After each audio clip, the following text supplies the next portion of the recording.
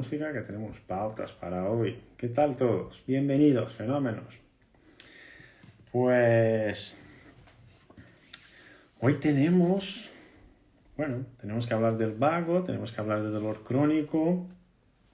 Las felicitaciones a los compañeros argentinos. Ya les di. Y bueno, tenemos dos casos clínicos que hemos subido a las historias que hemos prometido que lo íbamos a contestar aquí en el directo, ¿verdad? Pues lo hacemos ahora y luego enganchamos en el tema y vamos adelante. ¿Habéis contestado a la encuesta? Fenómenos. ¿Y qué tal les salió? ¿Salió bien el resultado? Albertino, a veces tengo problemas con Polar H10, es normal, Albertino. Ruby hoy no ha podido conectar la banda con la paciente, así que la banda la dejó con una carita de no sé qué pasa, ¿sabes? Pero bien, de lo que tenemos en las historias, teníamos dos casos clínicos dos propuestas, ¿no? De calentamiento para la semana que viene, para las jornadas de razonamiento clínico. Tenemos dos casos. El primer caso, dolor que no supera los 10 minutos y cuando lo hace jamás supera los 30 minutos, asociado a fatiga y ansiedad, empeora el estrés emocional y actividad física, con baja actividad vagal, puntos gatillos y tensiones en trapecio superior izquierdo. Y ahí teníamos la pregunta si estos signos clínicos nos hacen sospechar de qué sistema respiratorio, cardiovascular, esofágico o columna cervical, ¿verdad?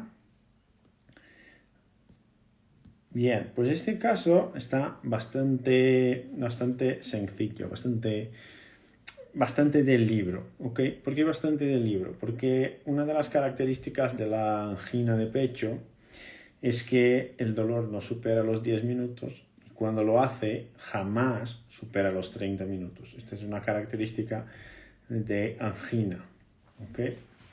Angina pectoris, si quieres. Es una característica de la angina también estar asociada, o sí, a la actividad física y el estrés emocional. Es decir, hay un aumento de la demanda metabólica, un aumento de la demanda por oxígeno, pero como hay un estrechamiento, el estrechamiento de la arteria no permite que llegue la vascularización, la oxigenación adecuada. Y ahí lo que pasa es justo esto, un dolor que tarda no más que 10 minutos y cuando supera los 10 minutos jamás supera los 30 minutos. Ahí es derivación al cardiólogo porque este es un síntoma clásico de angina que puede generar dolor aquí, puede ser todo el cuello, incluso puede venir al hombro, puede venir al brazo izquierdo, aunque también puede venir al derecho. ¿Ok? Así que el primer caso clínico que teníamos ahí, la respuesta sería sistema cardiovascular. Bien. Y el segundo caso que teníamos, dolor en quemazón, dolor en esta zona de cuello y esternón. Lo primero que uno imagina es sistema cardíaco. Esto es lo primero que imaginamos, el sistema cardíaco. Pero aquí hablamos de razonamiento. No concluimos pronto solamente porque es una zona cardíaca. También es una zona esofágica. También es una zona del estómago, gástrica. Entonces vamos a observar el comportamiento del dolor, ¿verdad? Entonces, dolor en quemazón asociado a la alimentación. Asociado a la alimentación. ¿Entiendes? No está asociado a un aumento de la demanda metabólica, no está asociado a un aumento de la actividad cardíaca, no está asociado a un aumento de la actividad respiratoria, está asociado a la alimentación. ¿Cuándo como me pasa esto? ¿Cuándo como me pasa esto? ¿Qué sistema está funcionando? Aún más con odinofagia, que es al tragar, me duele al tragar. Cuando pasa esto, ¿cuál es el sistema que está implicado? Pues el sistema gastrointestinal en esta situación. Un dolor referido clásico de esófago superior. ¿Vale? Teníamos ahí las opciones. Sistema gastrointestinal, sistema cervical, sistema torácico, sistema cardíaco. No hay dolor asociado al esfuerzo. El dolor está asociado a la comida, no al esfuerzo. Así que no voy al sistema cardíaco, voy al sistema gastrointestinal y el esófago es parte del sistema gastrointestinal. ¿Vale? Muy bien, muy bien, muy bien. Mañana subo más casos de razonamiento clínico y todo esto para que vayamos calentando los motores para la semana que viene. ¿Os gustó la propuesta que he puesto ahí con estos 2 casos clínicos que tuvimos? ¿Os ha gustado? Fenómenos. Hoy hago el directo sentado, que Alice ya se duerme, y como ya se duerme tengo que ser un poco más, tengo que portarme un poco mejor, ya no puedo estar tan animado con el tema, aunque esté. Muy bien, pues vamos al tema de dolor crónico y nervio vago. Dolor crónico y actividad vagal. ¿Ok? ¿Y por qué es un tema importante? Porque el dolor crónico es una epidemia y alteraciones del sistema nervioso autónomo es otra epidemia. Es otra epidemia. Aunque la gente no se dé cuenta, es otra epidemia. Es que la gente lo que suele hacer es vincular el sistema nervioso autónomo al estrés. Y no es equivocado vincular el sistema nervioso autónomo al sistema de estrés, pero es limitado hacerlo solamente respecto al estrés. Y en el directo de hoy lo que vamos a ver es justo esto. ¿Por qué el vago es importante en situaciones de dolor crónico y los múltiples sistemas que están implicados en todo esto, donde un fallo o un cambio en la equilibración simpatovagal, un fallo o un cambio en la equilibración simpatovagal, puede ser, al fin y al cabo, lo que mantiene una disfunción, lo que mantiene una condición de cronicidad, porque el sistema autónomo no genera la disfunción, pero sí el sistema autónomo fija la disfunción. ¿Ok? Entonces, la primera pregunta que uno tiene que hacerse cuando recibe a un paciente que tiene dolor crónico, y fijaros, estamos hablando de dolor crónico, no estamos hablando de rodilla, no estamos hablando de columna, no estamos hablando de cervicales, ni de tendones, ni de codo, ni de cabeza, estamos hablando de todo esto a la vez.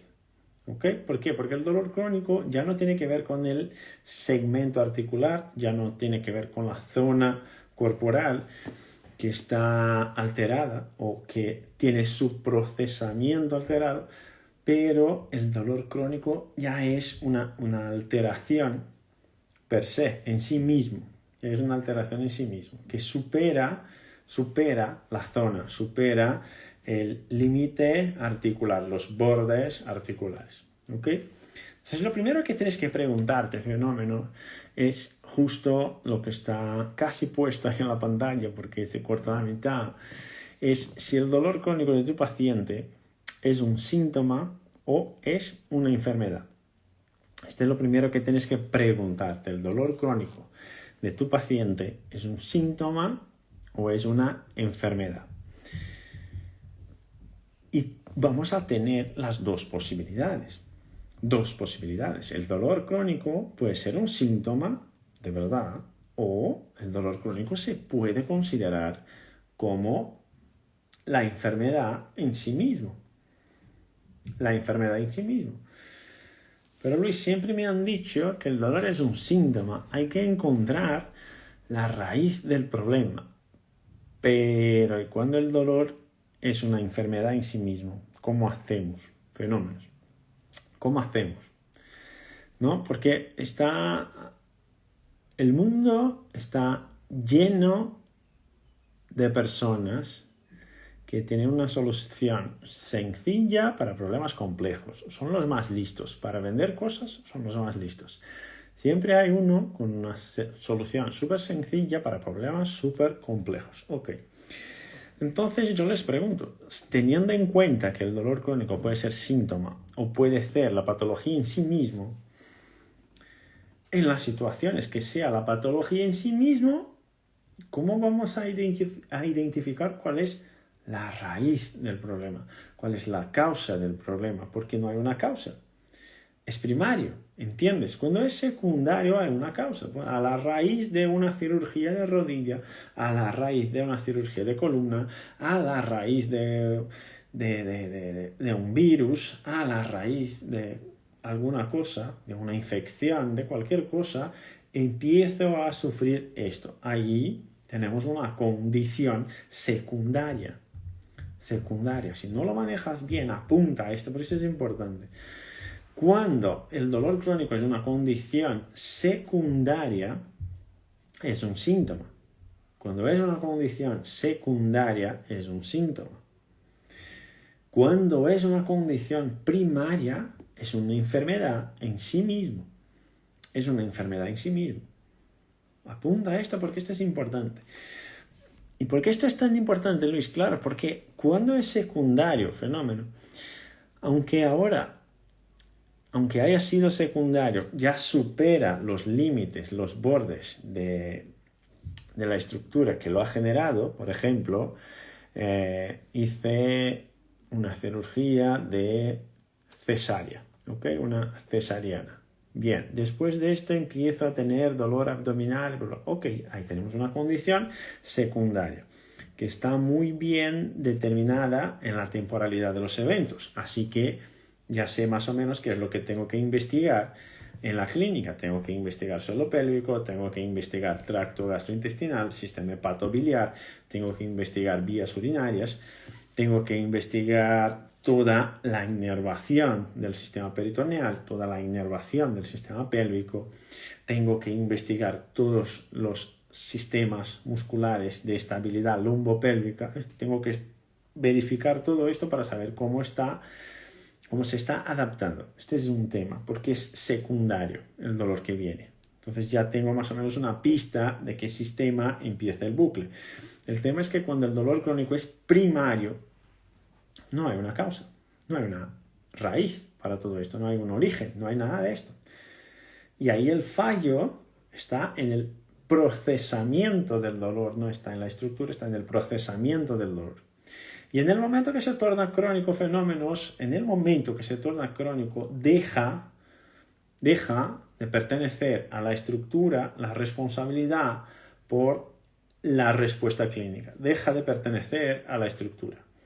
¿Y por qué? Porque el problema cuando es crónico ya es un problema de sistema, de procesamiento de la señal. ¿Ok? ¿Vamos bien hasta ahí? Entonces lo primero que tú tienes que identificar, fenómeno, apúntalo, para que empieces a hacerlo mañana, lo primero que tienes que identificar es si el dolor crónico de tu paciente es un problema primario o es un problema secundario. ¿Ok? Al ser un problema primario, tengo que considerar que es un problema de procesos. Al ser un problema secundario, tengo que investigar también, además de los procesos, tengo que investigar también el segmento donde empezó todo esto, aunque ya no pertenezca más a la anatomía, la responsabilidad de todo esto. ¿Con qué evaluaciones mide la inervación de cada sistema? No se mide, Emilio, la inervación de cada sistema. Esto es imposible. Aislar los sistemas para medir solamente la inervación de cada sistema es imposible. ¿Ok? Vamos siguiendo. Entonces, dolor crónico. Cuando hablamos de dolor crónico, vamos a hablar de alteraciones estrellas. Vamos a hablar de alteraciones estrellas. ¿Qué son alteraciones estrellas? Alteraciones estrellas, fenómenos, son elementos que están presentes en la mayor parte de los pacientes que sufren de dolor crónico, que la resolución de este elemento, de este segmento, de esta función, solamente la resolución o la mejoría de la función de esto ya puede generar cambios en tus resultados de manera importante. Entonces, si tenemos que poner por nivel de importancia todo esto, apunta ahí que el sueño, para el paciente que sufre de dolor crónico, el sueño es prioridad 1. Sueño es prioridad 1. ¿Y por qué el sueño es prioridad 1? Fenómenos. Porque el sueño, cazadores, el sueño resetea. El sueño resetea el sistema. Y no estamos hablando de resetear el sistema en plan energético, en plan la alineación de las estrellas, de Saturno, con la Tierra. No estamos hablando de esto. Estamos hablando que el sueño es la fase de anabolismo, es la fase de regeneración de las estructuras, es la fase de limpieza, donde se limpia todo tu sistema linfático, que es la linfa que está contenida ahí en tu sistema nervioso central. Es en cuanto duermes que se limpia toda esta toxicidad interna que está aquí dentro. Es a lo largo del sueño que tu sistema neural relacionado al control emocional resetea, se organiza. Es a lo largo del sueño que se liberan algunas sustancias, algunas hormonas específicas, como la hormona del crecimiento, por ejemplo. Es en cuanto duermes que consolidas el aprendizaje que has tenido a lo largo del día. Así que el sueño es prioridad 1. ¿Ok? Porque imagínate que tu paciente tiene dolor crónico y duerme mal. Cuando uno se duerme mal, se despierta con un tono muscular, más alto o más bajo. Os pregunto, cuando uno duerme mal, duerme poco, no está descansado por la mañana, no tiene energía por la mañana, ¿el tono muscular qué tal está? ¿Más alto o más bajo? El tono muscular, fenómenos, ¿qué tal está? ¿Más alto o más bajo? Más alto, ¿verdad? Y si el tono muscular está más alto, si el tono muscular es más alto por la mañana porque has dormido mal, hay más excitabilidad de los campos receptores periféricos o menos excitabilidad de los campos receptores periféricos. Hay más o menos excitabilidad de los campos receptores periféricos. Más excitabilidad, ¿verdad? De campos receptores periféricos. ¿Ok? Y cuando hay más sensibilidad en los campos receptores periféricos y el propio sistema muscular está generando mayor cantidad de informaciones a estos campos receptores, porque ahora tiene un tono más alto, está más tóxico, cuando el propio tono muscular genera más informaciones a un sistema que ya es un sistema muy sensible, ¿qué es lo que suele pasar? Una crisis. Una crisis. Esto. Y ahí le duele más a lo largo del día. Y le duele más porque la estructura está más dañada, porque los procesos están peores, ¿no? Porque está más sensibilizado. Está más sensibilizado porque hay una sensibilización periférica. La periferia ahora capta más estímulos. De manera que un estímulo benigno que no debería generar dolor o hiperalgesia, no debería generar alodinia ni tampoco hiperalgesia, lo que pasa es que empieza a generarlo. Y cuando empieza a generarlo, ¿qué información tu sistema nervioso central recibe? De que hay dolor incluso cuando no hay dolor. ¿Y ahí qué pasa cuando el dolor de tu paciente sube? Entonces, así que el sueño es prioridad 1. Sueño, prioridad 1, apúntalo ahí. ¿Ok? Bien. El dolor crónico, fenómenos, también genera cambios en la actividad del sistema inmune. Cambios en la actividad del sistema inmune. Puedes poner ahí, si estás apuntando, mejor apuntar, porque la semana pasada hemos perdido el directo. Así que eventualmente la oportunidad no vuelve, ¿verdad? Genera hiperactividad del sistema inmune. Aquí nos estamos refiriendo principalmente a las células de la glía. Las células de la glía. ¿Ok? Las células de la glía empiezan cuando el dolor se torna crónico. El dolor agudo tiene una función biológica, que es la función de alarma. ¿Estamos de acuerdo?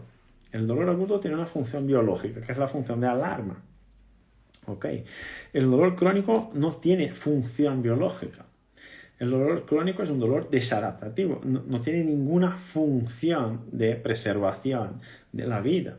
Entonces, el dolor crónico, cuando este estímulo empieza a tornarse crónico, lo que antes se imaginaba era que esta información va por una neurona, esta neurona va al cuerno posterior de la médula, informa a otra neurona, esta otra neurona envía una información que sube, una información que baja y el cerebro identifica o determina si uno va a sentir dolor o no. Esto es lo que se imaginaba antes, ¿ok?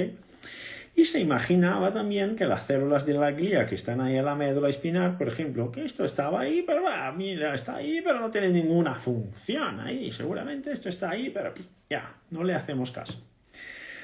Resulta que se ha descubierto que esta estimulación crónica que va al cuerno posterior de la médula empieza a generar cambios en la actividad de las células gliales, en la actividad de las células de la glía, que están vinculadas al sistema inmune.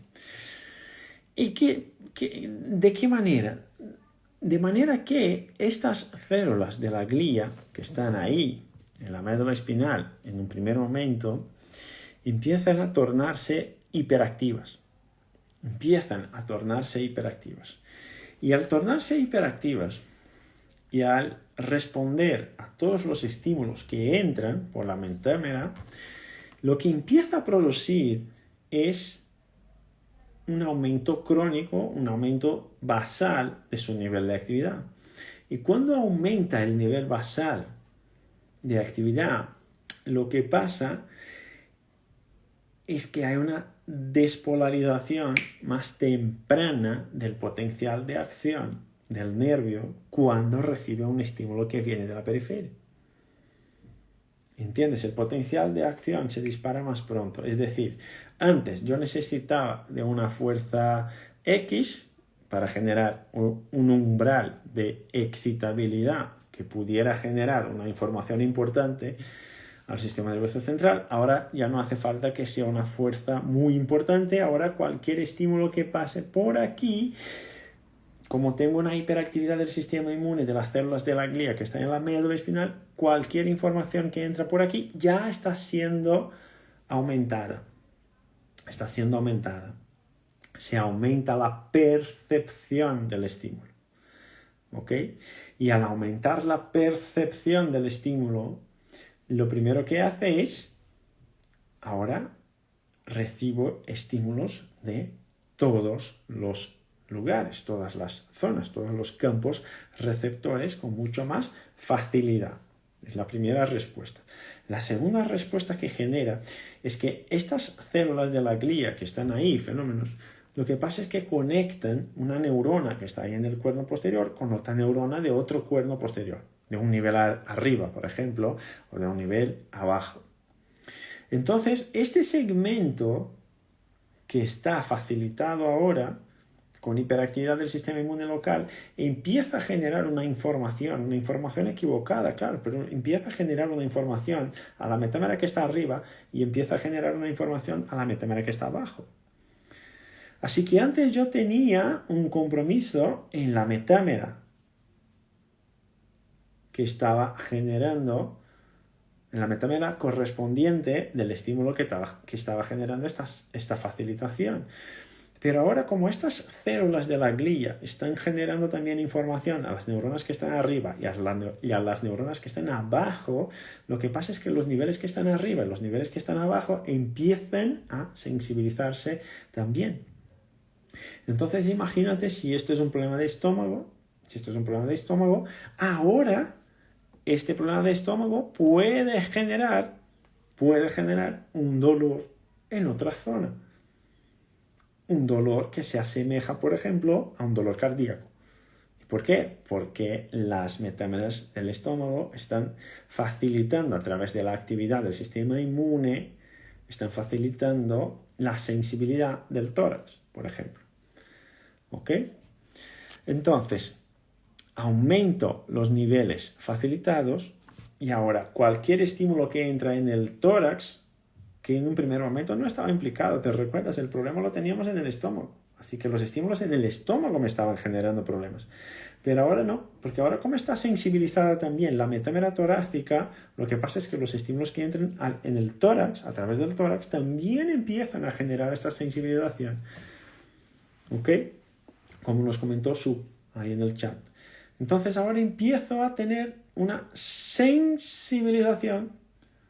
Ahora empiezo a tener una sensibilización de niveles superiores, una sensibilización de niveles inferiores, y todos los estímulos que entran en la metámera superior y en la metámera inferior también me van a generar cambios en la excitabilidad local aquí abajo. ¿Entiendes? ¿Me va siguiendo, sí o no? Y esto en un segundo momento va a generar también cambios en la actividad del sistema de mucosas. También va a generar cambios en el sistema de mucosas, que también es sistema inmune. ¿Ok? Sistema inmune relacionado a las mucosas. ¿Me va siguiendo, sí o no? Entonces ahora, Marc, súper fenómeno, es que todos los estímulos que entran empiezan a generar una facilitación de los niveles que están facilitados. ¿Ok? Y esto, claro, va a generar una sensibilización de la periferia se torna mucho más activa y va a generar una sensibilización central. Y va a generar una sensibilización central. De manera que, chatos, fijaros qué interesante, de manera que, aunque ahora ya no haya más, el estímulo periférico que antes me generaba el dolor, que antes me generaba la nocicepción y que me volvía como dolor, ahora ya no tengo más este estímulo estresor, pero aunque no tenga más el estímulo estresor, el sistema sigue adaptado como si lo tuviera. El sistema sigue adaptado como si estuviera presente, como si estuviera ahí. Más o menos como la sensación de una persona que sufrió una amputación y tiene la sensación del miembro fantasma. Aunque no es un miembro fantasma, obviamente es un estímulo fantasma, ¿entiendes? Entre comillas. Es decir, el alarma central sigue disparando aunque ya no haya amenaza al sistema. ¿Ok? Entonces ahí ya es un fallo de procesos. Bien. Otro elemento clave que facilita el dolor crónico, y no solo facilita, como predispone a una persona a tener dolor crónico, es el estrés. No es el estrés que estamos acostumbrados a ver en las redes sociales de estoy estresado porque tengo muchas cosas que hacer, y como tengo muchas cosas que hacer, esto me deja agobiado, me deja ansioso. No es esto, es el distrés, ¿ok? La vida rutinaria tiene que tener estrés. Nuestro cuerpo se adapta en estrés. Si tú quitas todos los estresores del cuerpo, lo que vas a tener es un sistema que no se adapta a nada. El distrés es un factor de riesgo. Y el estrés, o como es conocido más de manera más popular, de manera más común, que la gente lo comenta más como el estrés, de verdad deberíamos decir distrés, es un potenciador del dolor crónico, pero no solo un potenciador, también un factor de riesgo para que uno venga a desarrollar dolor crónico, ¿vale? Además de todos los estímulos somáticos y los estímulos viscerales que recibimos a lo largo del día en nuestro cuerpo. Bien, nos queda uno. El dolor crónico está asociado a la alteración del sistema nervioso autónomo. Y está asociado a la alteración del sistema nervioso autónomo, ¿de qué manera? De manera que hay una disminución de la actividad vagal, apúntalo, una disminución de la actividad vagal y un aumento de la actividad simpática. Esto es lo que suele pasar en reposo, ¿ok? Es lo que suele pasar en reposo. Pero ahí, fenómenos, ¿qué estaría ocurriendo? si tenemos una bajada de la actividad vagal en reposo, tu sistema de regeneración, que debería estar puesto en reposo, no se activa. Sigue activo tu sistema de estrés, que es el sistema simpático. Y el sistema simpático es un sistema de catabolismo, es un sistema de consumo de energía, no es un sistema de regeneración de energía, es un sistema de consumo.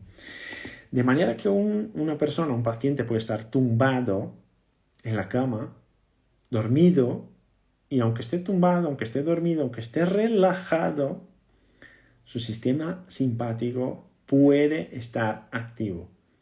Suena raro, ¿verdad? Porque imaginamos al principio que como está dormido, como está relajado, el parasimpático está activo. Pues son cosas diferentes. Son cosas diferentes, fenómeno. Son cosas diferentes, chatos. ¿Cómo que son cosas diferentes, Luis? ¿No hace falta activar el vago para que yo esté relajado? Pues no, claro que no.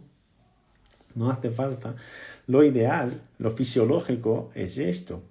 Pero las personas se equivocan porque se olvidan de que el sistema de catecolaminas, el sistema adrenérgico, es un sistema analgésico. Es un sistema analgésico, ¿verdad, Marc? ¿Verdad, María? Es un sistema analgésico.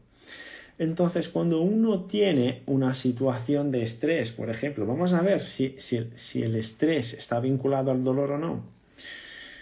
Entonces, fijaros lo que comenta Vero ahí en el chat, que ayer le pasó con una paciente. El sistema de estrés, os pregunto, ¿el sistema de estrés está vinculado al sistema de dolor, fenómenos, de una forma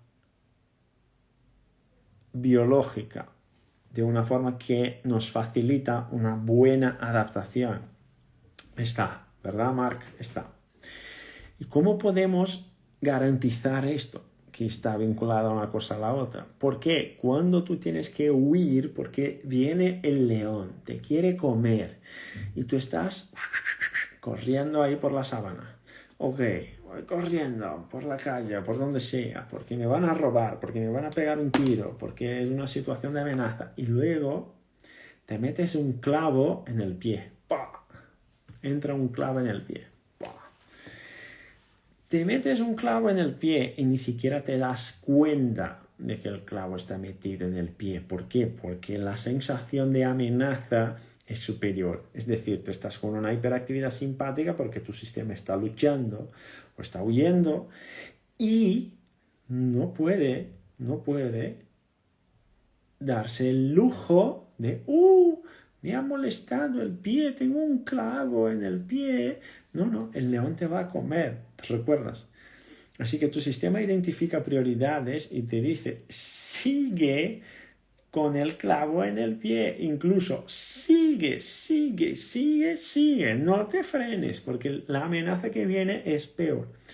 Entonces, claro que el sistema analgésico tiene que ver con nuestro sistema de estrés, claro, es una función evolutiva todo esto, es una función evolutiva.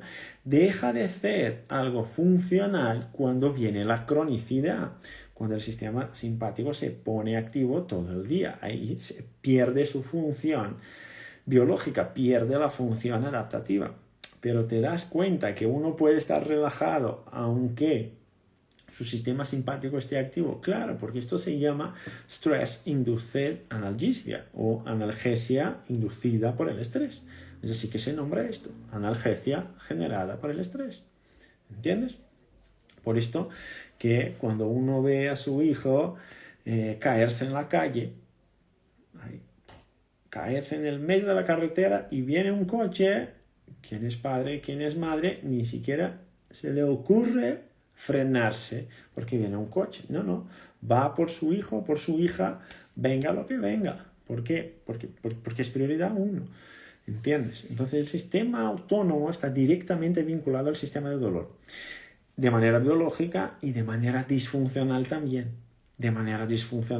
¿Por qué? Porque cuando el dolor se torna crónico, la amenaza se torna crónica, la actividad del sistema inmune se torna alta, crónicamente alta. ¿Y quién hace la inervación del sistema inmune? Pues el sistema simpático.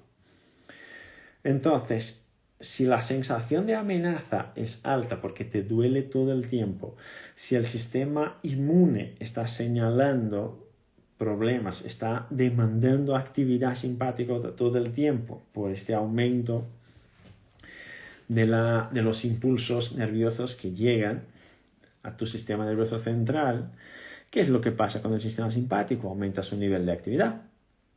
Aumenta su nivel de actividad.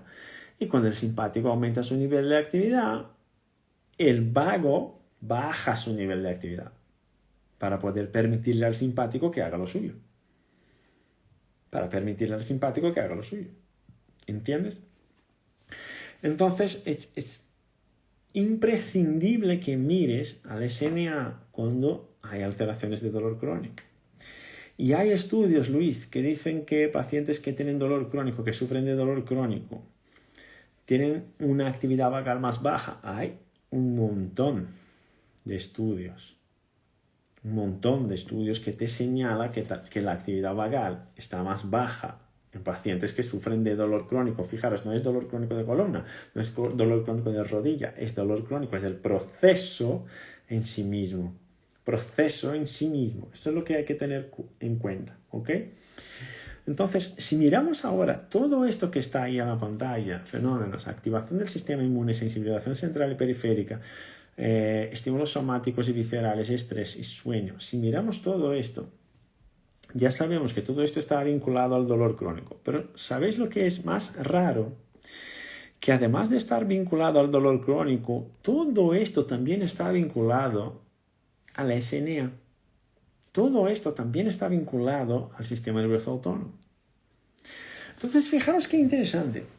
Todo esto que os puse ahí está vinculado al dolor crónico. Ok. Pero todo esto que está ahí también está vinculado al sistema nervioso autónomo, aunque no haya dolor. Aunque no haya dolor. ¿Me va siguiendo? Aunque no haya dolor, estas alteraciones que están señaladas ahí en la pantalla se relacionan directamente con la actividad del sistema autónomo, con la equilibración simpato-vagal. Se relacionan con esto directamente. Entonces, un cambio de perspectiva que uno tiene que tener es cuando decimos si hay dolor crónico, hay implicación del sistema nervioso autónomo. Es muy probable que sí, muy probable que sí. Ok. Entonces, la variable estrella que estamos hablando es el dolor crónico. Ok, hoy es el dolor crónico, pero si tu paciente que tiene dolor crónico también sufre de insomnio, si tu paciente que tiene dolor crónico también sufre de insomnio, fenómeno, vamos, razonamiento clínico, vamos, de élite, la semana que viene tenemos el evento. Si tu paciente que tiene dolor crónico también sufre de insomnio, todavía el insomnio es anterior al dolor. Es posible que este insomnio anterior al dolor haya generado una alteración, un cambio en la actividad simpato-vagal. Y este cambio en la actividad simpato-vagal que vino a la raíz del insomnio, que no sabemos todavía por qué le tocaba el insomnio, porque no le hemos valorado ahí, pero sabemos, por lo que nos comenta, que el insomnio vino antes. Es posible que esta alteración simpato-vagal que vino a la raíz del insomnio haya generado una mala adaptación en el cuerpo del paciente, de manera que algunos años después este paciente empieza a desarrollar dolor crónico. Es posible. ¿Tiene sentido? Fenómenos. Os pregunto, ¿tiene algún sentido lo que estoy diciendo? Porque el insomnio está asociado a la alteración simpato-vagal cuando hay dolor y cuando no hay dolor también. ¿Entiendes? ¿Me vas siguiendo? Entonces, es un factor de riesgo. El dolor crónico es un factor de riesgo para que uno desarrolle insomnio. El dolor crónico es un factor de riesgo para que un paciente desarrolle insomnio. Es un factor de riesgo. Es un factor de riesgo, Astrid. Es un factor de riesgo, Manu. ¿Entiendes? El dolor crónico es un factor de riesgo para que uno desarrolle insomnio. Y el insomnio es un factor de riesgo para que la persona, para que el paciente venga a desarrollar dolor crónico en el futuro. También es, Vero. También es. El insomnio es un factor de riesgo para el dolor crónico, así como el dolor crónico es un factor de riesgo para el sueño. ¿Os dais cuenta, Julie? ¿Os dais cuenta? Así que, si tuviera que pedirles ahora, les pido, cazadores de cebras, les pido. ¿Dónde está mi cebrita? Voy por la cebrita. Ahora, aquí está la cebrita, chata. Les pido, si tuviera que enlazar el dolor crónico con el insomnio, con el sistema de sueño, tengo vías y mecanismos que están vinculadas. Tengo vías y mecanismos vinculados entre estas dos situaciones. Tengo vías y mecanismos. Tengo algo que enlaza los dos. Claro que tengo algo que enlaza los dos. ¿Qué es lo que enlaza los dos? El SNA que está ahí. El control vagal, fenómenos, enlaza los dos. El control vagal enlaza los dos. El control vagal. ¿Entiendes? Tengo ahí la conexión de mecanismos y vías. Entonces, ¿es posible explicar una cosa a la raíz de la otra? Claro. ¿Por qué? Porque las dos generan un compromiso en común. ¿Y cuál es el compromiso en común? Las dos alteran la equilibración simpato-vagal. Las dos alteran la equilibración simpato-vagal. ¿Entiendes? Ok. Pero Luis, quitamos el sueño. Vamos a la variable que está abajo, ¿os parece? Vamos a la variable que está abajo, el estrés. Personas que sufren de estrés crónico tienen mayor factor de riesgo, tienen un riesgo aumentado para desarrollar dolor crónico. ¿Sí o no? Sí, ¿verdad? Y personas que sufren de dolor crónico tienen un riesgo aumentado para sufrir de estrés. También lo tienen. ¿Te das cuenta? Otra vez tenemos un mecanismo que está vinculando las dos cosas. Quien sufre de estrés tiene un factor de riesgo aumentado para sufrir de dolor crónico en el futuro. Y quien tiene dolor crónico tiene un factor de riesgo aumentado para sufrir de estrés en el futuro. Y quien sufre de estrés, fenómenos, también tiene un riesgo aumentado de sufrir de insomnio. También tiene un riesgo aumentado de sufrir de insomnio. ¿Te das cuenta cómo los puntos se van conectando? Astrid, María, ¿te das cuenta cómo las cosas se van conectando?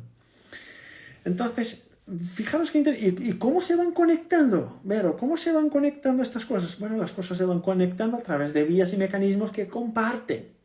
Vías y mecanismos comunes. En esta situación de vías y mecanismos comunes, ¿qué estamos diciendo? La equilibración simpato-vagal. La equilibración simpato-vagal.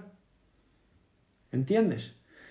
Emilio nos pregunta, ¿cómo mejorar el equilibrio simpato-vagal luego de una simpatectomía torácica? Bueno, Emilio, lo primero que tendríamos que identificar es en qué dirección está el desequilibrio simpato-vagal. Si está en una dirección vagal o una dirección simpática. Ahí tendríamos que buscar a un cazador de cebras que sepa hacerlo para que lo haga y nos determine por dónde empezamos el trabajo. ¿Entiendes? Super, profe Raúl. Qué honor. Corazoncito para ti, profe. ¿Entiendes? Entonces, fenómenos, fijaros, la activación del sistema inmune está vinculada a desequilibración del simpato-vagal. Claro que sí. Y el aumento de la actividad del sistema inmune puede generar alteraciones del sueño, alteración del estrés y aumenta el riesgo de que uno desarrolle dolor crónico. Igual. ¿Ves otra vez el enlace, las vías y mecanismos comunes entre estas dos cosas? Ok. Y si tengo un sistema con hiperactividad simpática, si tengo un sistema con hiperactividad simpática, Muñoz, tengo también un sistema que responde de manera más sensible a los estímulos de la periferia. Tengo. Si el sistema es un sistema que está en hiperactividad periférica, en hiperactividad simpática, toda la sensibilidad periférica aumenta. Y si aumenta la sensibilidad periférica, facilito los impulsos que suben al sistema nervioso central. Así que el dolor crónico y el SMA tienen todo que ver una cosa con la otra. Y hay una cosa importante, fenómenos, es dejar de considerar que el dolor crónico se clasifique solamente por la temporalidad del dolor.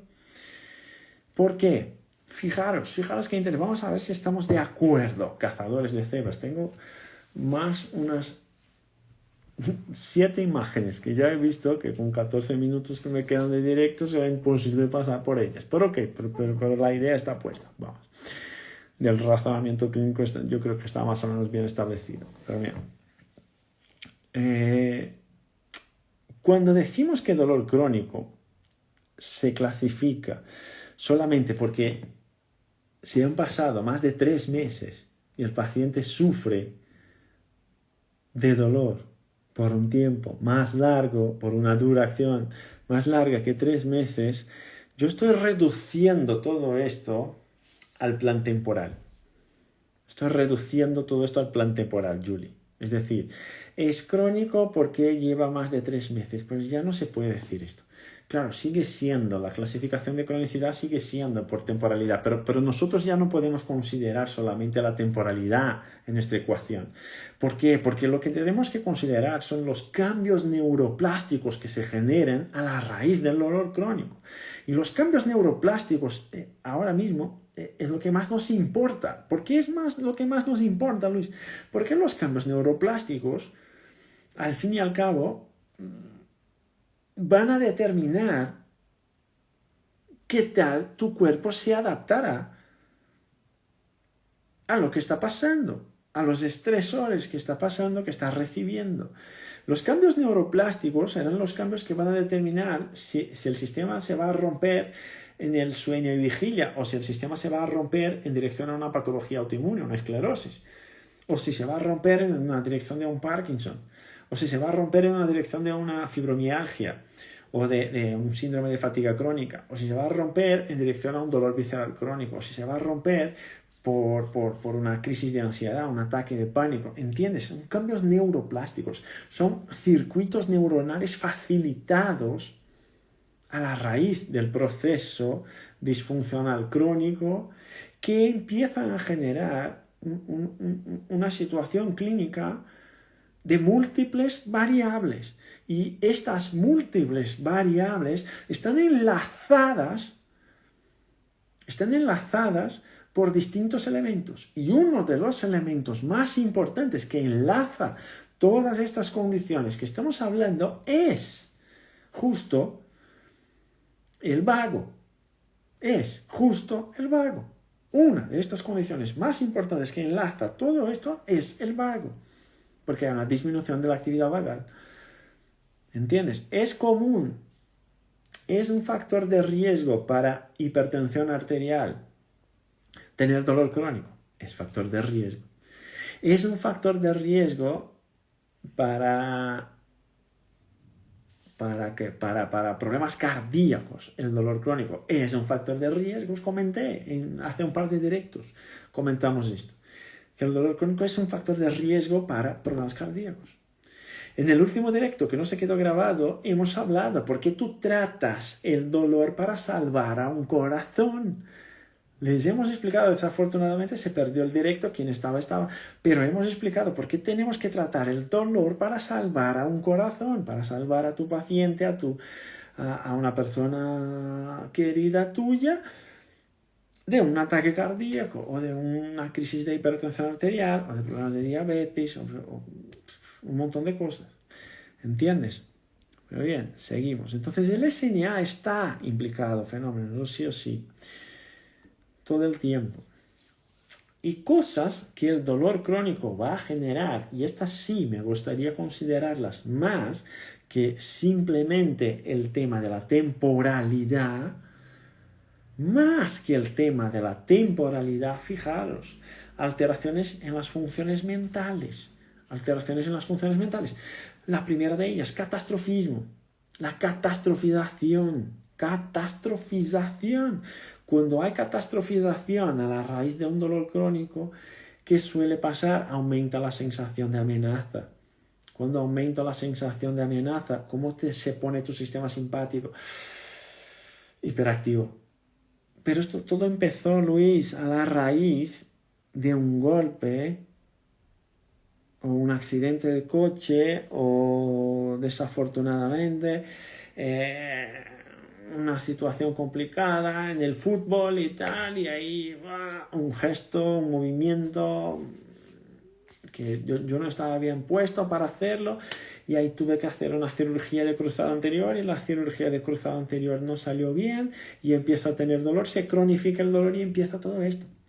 Y ahora el paciente es catastrófico y ahora el paciente empieza a sufrir de depresión o de ansiedad, y esta información, además de la plasticidad periférica que ya está alterada, además de aumentar los estímulos que van al cuerno posterior de la médula, que le ofrece a la amígdala.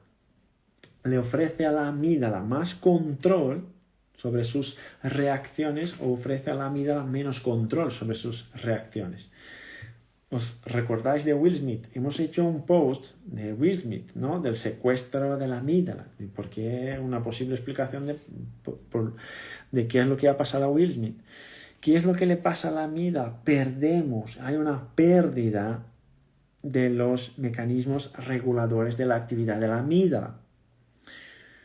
Y si tengo pérdida de la regulación de la actividad de la amígdala y la amígdala controla tu sistema emocional, lo que pasa es que estás de manera permanente, Chris, en una situación de amenaza porque no controla tus sentimientos y ahora eres muy rabioso, eres muy extremo en tus reacciones. En un momento tengo un supercontrol, en otro momento no controlo nada, Astrid.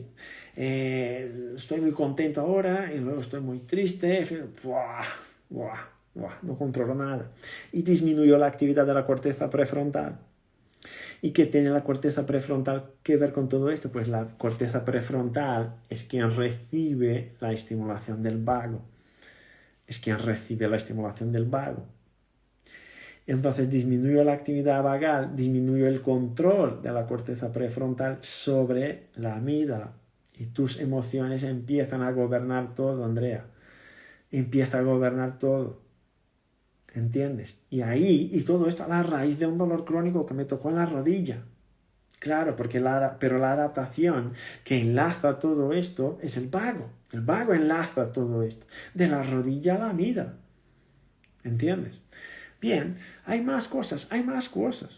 Porque en esta situación de aumento de la actividad del sistema inmune hay una disminución, una alteración cortical, una plasticidad cortical alterada, y esto disminuye la modulación descendente del dolor, disminuye la capacidad del sistema de inhibir el dolor. Aquí, en nivel cortical. Y esto empezó ahí abajo, eso. ¿Y qué es lo que enlaza todo esto? Pues el control vagal enlaza todo esto. Y el vago, como está en el dolor crónico, está disminuido.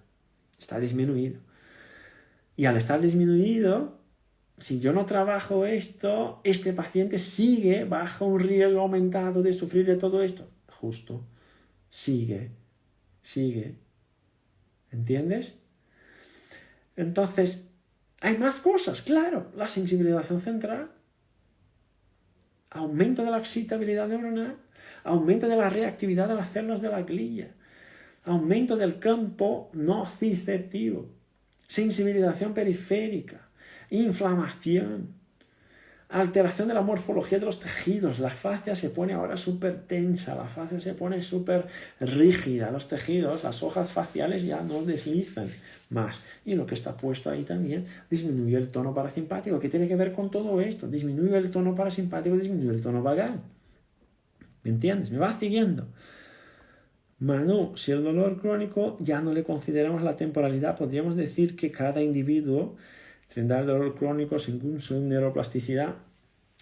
perfecto, Manu. Yo diría solamente que no es que no lo consideramos por la temporalidad, no deberíamos considerarlo solamente por la temporalidad, porque al final lo que te da la cronicidad es el tiempo, ¿ok? No solamente por el tiempo, pero cada uno tendrá su proceso. Cada uno tendrá su proceso y el proceso será diferente para uno que desarrolla el colon irritable y para otro que desarrolla un dolor lumbar crónico y para otro que desarrolla fibromialgia.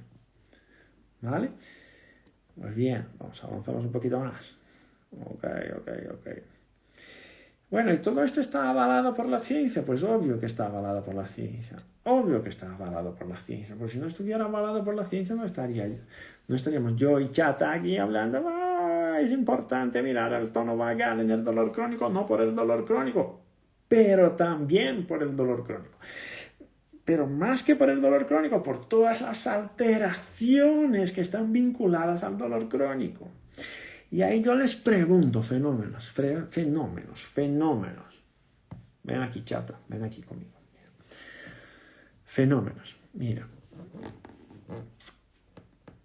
Les pregunto.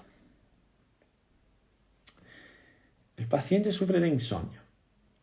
El paciente sufre de estrés crónico. El paciente sufre de crisis de ansiedad.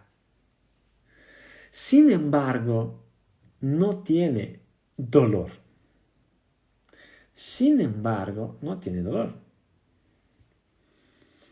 Les pregunto, queridos cazadores de cebras. Esto no podemos decir todos que estamos en este directo, porque no todos los que estamos en este directo somos cazadores de cebras. Algunos que están aquí aún van a tornarse cazadores de cebras. Pero les pregunto, ¿no deberíamos tratar a estos pacientes que sufren de insomnio? ¿No deberíamos tratar a estos pacientes que sufren de estrés crónico? ¿No deberíamos tratar a estos pacientes que sufren de crisis de ansiedad? Si sabemos que estos pacientes que sufren de todo esto son pacientes que tienen un riesgo aumentado para tener dolor crónico, y más que esto, si sabemos que estos pacientes son pacientes que tienen una probabilidad muy alta de tener una desequilibración simpatovagal, no deberíamos tratarlos. No deberíamos tratar a estos pacientes. No deberían estar en nuestra agenda estos pacientes. Antes que venga el colapso establecido. No deberíamos hacerlo. Gaby, no deberíamos hacerlo. Claro que deberíamos hacerlo. Claro que deberíamos hacerlo. Claro que deberíamos hacerlo. No tengo que corregir a un niño que solo come dulces y no come comida sana. Claro que tengo que corregirle. ¿Por qué tienes que corregirle? Porque él no tiene conciencia de qué es lo que está haciendo y no sabe que en un momento se tornará diabético, se volverá diabético. Claro, porque él no tiene conciencia de hacerlo. ¿Y quién sabe qué es lo que implica todo esto en el futuro? Pues soy yo, que manejo el tema del SNA, soy yo, que sé que no se puede valorar el SNA por prueba de reflejo en el ojo, por prueba de reflejo colocardíaco, con prueba manual ni nada. Soy yo que manejo el tema de la variabilidad de la frecuencia cardíaca, que sé identificar en T1, T2 y T3 cómo se comporta el sistema nervioso autónomo. Soy yo que sé identificar las disfunciones del sistema autónomo. Y este paciente debería estar en la agenda de todos nosotros. Y no está en la agenda de todos nosotros, está en la agenda de algunos y de otros no. ¿Por qué? Porque algunos terapeutas siguen creyendo que se puede valorar el sistema nervioso autónomo a través de preguntas, a través de pruebas manuales. Y no es posible hacerlo a través de pruebas manuales, porque uno puede quedarse dormido, relajado en la camilla, como han dicho nuestros compañeros, cazadores de cebras, que ya han hecho curso de todo esto, que saben razonar todo esto, ya lo han dicho, que uno puede quedarse relajado, dormido y el simpático puede subir.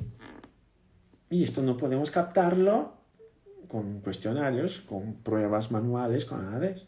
Tenemos que captarlo a través de la variabilidad de la frecuencia cardíaca. Entonces, cuando tengáis en cuenta el dolor crónico, mañana, cuando vayamos a consulta otra vez, deja de pensarlo por la temporalidad. O no dejes de pensarlo por la temporalidad, porque al final la temporalidad es lo que determina todo esto. Pero suma a la temporalidad los demás eventos que se están complicando en la salud de tu paciente, en la salud mental, en la salud física de tu paciente y que de momento no nos damos cuenta y al no darnos cuenta esto inflige daño a nuestro paciente porque depende de nosotros para avanzar a mejor.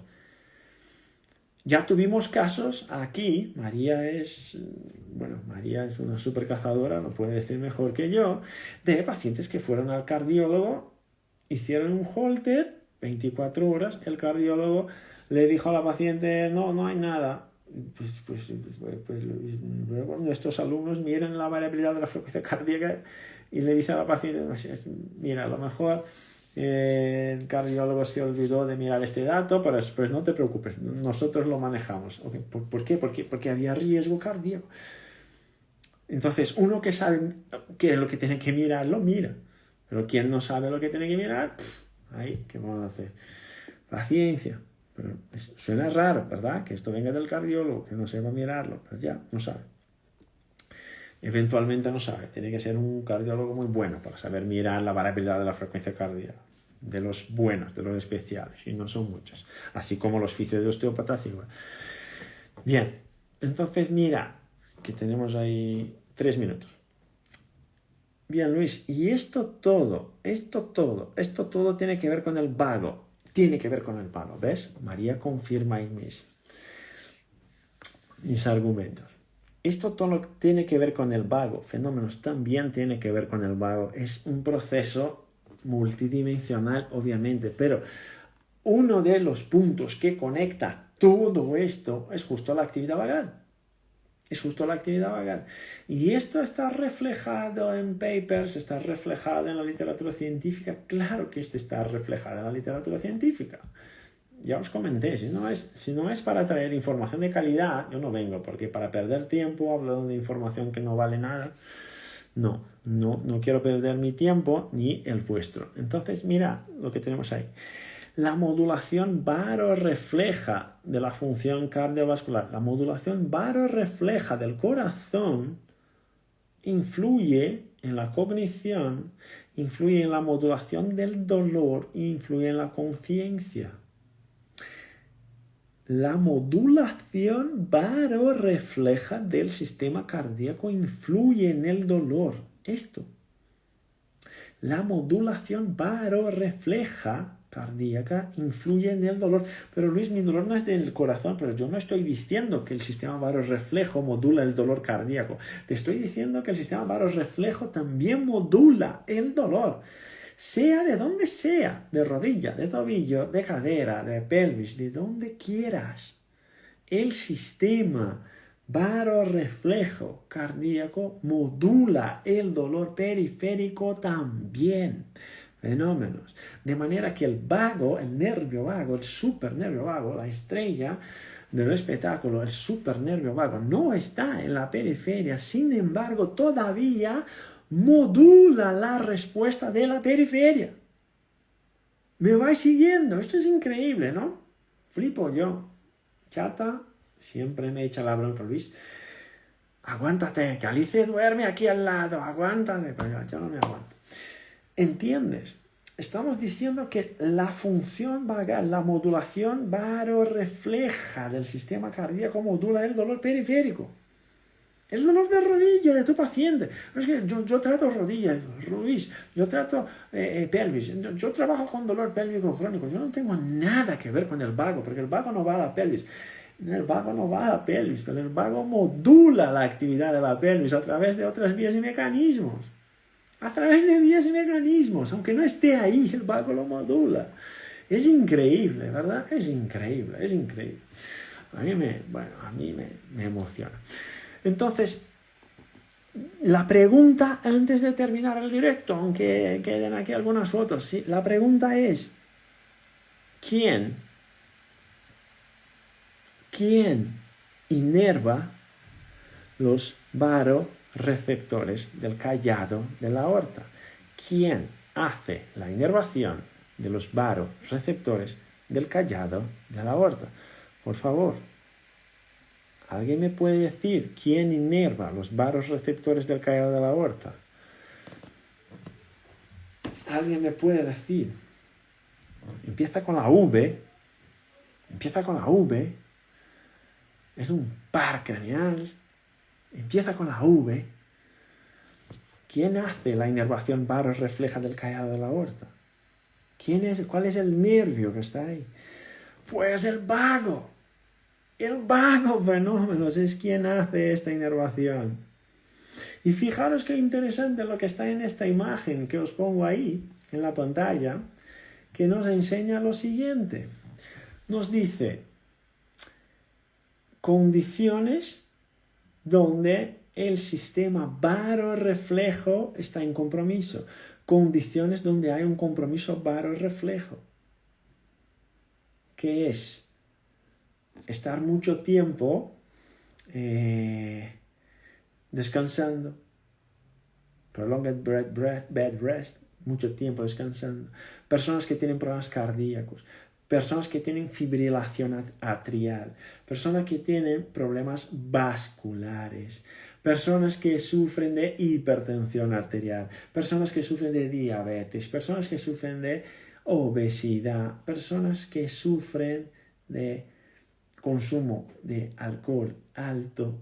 Todo esto y más que hay, todas estas condiciones, personas que sufren de dolor crónico, personas que sufren de inflamación crónica, personas que tienen hiperactividad del sistema inmune, todas estas condiciones suelen cursar con una disminución de la actividad barorrefleja. Fijaros qué interesante. Alejandro, fíjate qué interesante.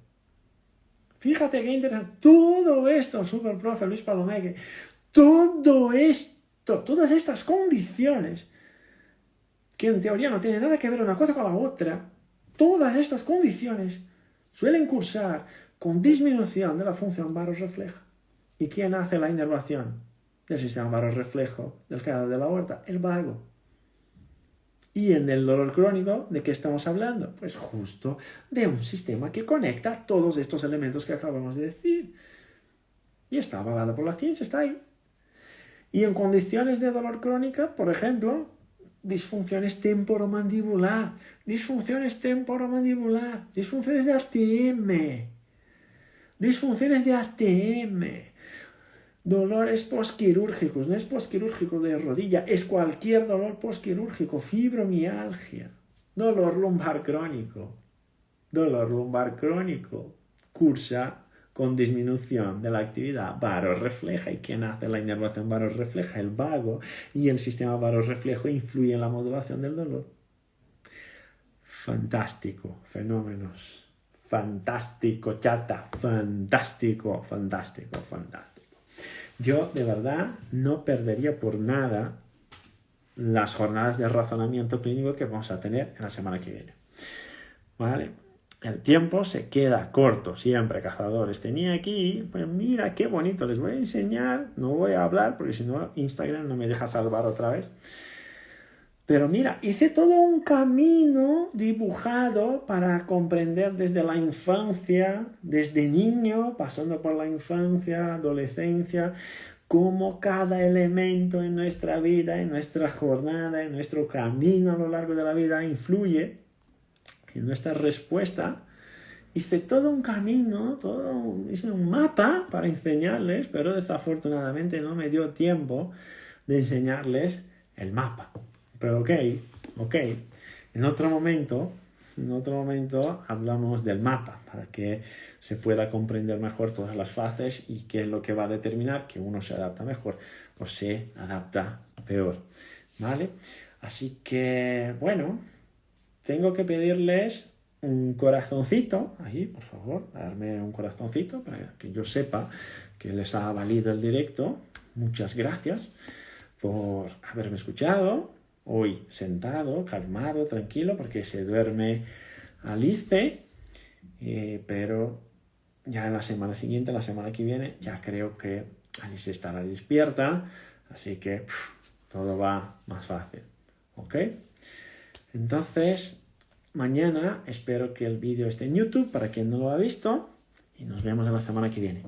Un SN abrazo, fenómenos. Por cierto, quien no ha visto la contestación de los casos clínicos que tenemos en la historia, está al principio de este directo. Si no has llegado al principio, métete en YouTube mañana para que lo veas y está todo aclarado ahí, ¿vale? Un SN abrazo, fenómenos, cuidaos mucho.